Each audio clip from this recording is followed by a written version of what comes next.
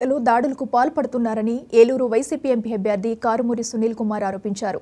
చింతలపూడి నియోజకవర్గం రంగాపురం దగ్గర జరిగిన దాడి ఘటనపై కారుమూరి సునీల్ టీడీపీ నేతలపై ఆగ్రహం వ్యక్తం చేశారు. అధికారంలో లేకపోతేనే ఇంతటి అరాచకానికి తెగబడుతున్నారని ఆయన మండిపడ్డారు. టీడీపీ నేతలు తమపై ఎన్ని దాడులు చేసినా రాష్ట్రంలో వచ్చేది వైసీపీ ప్రభుత్వమే అంటున్న కారుమూరి సునీల్ కుమార్తో మా ప్రతినిధి దుర్గాప్రసాద్ ఫేస్ టు ఫేస్. సార్వత్రిక ఎన్నికలు సమీపిస్తున్న వేళ ప్రశాంత పశ్చిమ గోదావరి జిల్లాలో రాజకీయంగా అయితే హీటెక్కింది.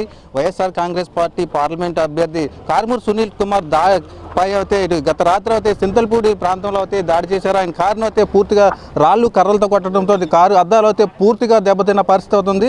ఇదే విషయాన్ని మాట్లాడేందుకు సునీల్ కుమార్ అయితే ప్రస్తుతం మనతో ఉన్నారు. అసలు ఈ దాడి ఎవరు చేశారనేది కూడా ఇప్పుడు మనం కనుక్కుందాం. సార్ చెప్పండి, అసలు మీపై దాడి ఎవరు చేశారంటారు, అసలు ఎందుకు చేయాల్సి వచ్చిందంటారు? అది నిన్న జంగారెడ్డిగూడెంలో 6-8 వార్డుల ప్రచారం జరుగుతుండగానే స్కెడ్యూల్ ప్రకారం నేను కాటంపాడు గ్రామం వెళ్ళాలి, ముస్నూరు మండలం నూజివీడు నియోజకవర్గం వెళ్తుండగా మరి రంగాపురం గ్రామం మీదుగా వెళ్తుండగా అక్కడ టీడీపీ కమ్మ ఆత్మీయ సమ్మేళనం జరుగుతూ ఉంది. అక్కడ రోడ్ బ్లాక్ చేశారు డీజే పెట్టి.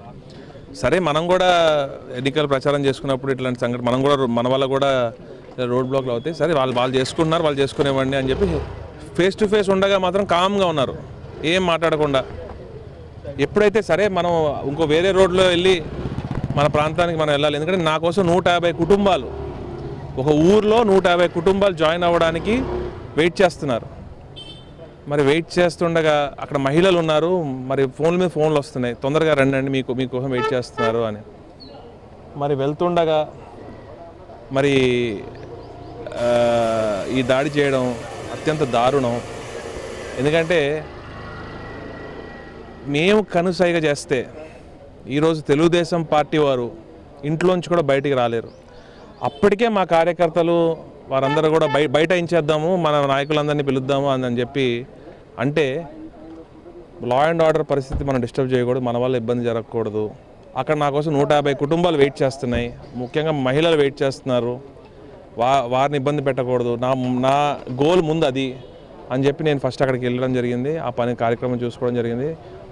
ఇప్పుడు నేను వెళ్ళి కలెక్టర్ గారు ఏ టైంకి వస్తారో చూసుకుని కలెక్టర్ గారికి, ఎస్పీ గారికి నేను ఇప్పుడు కంప్లైంట్ ఇవ్వడం జరుగుతుంది.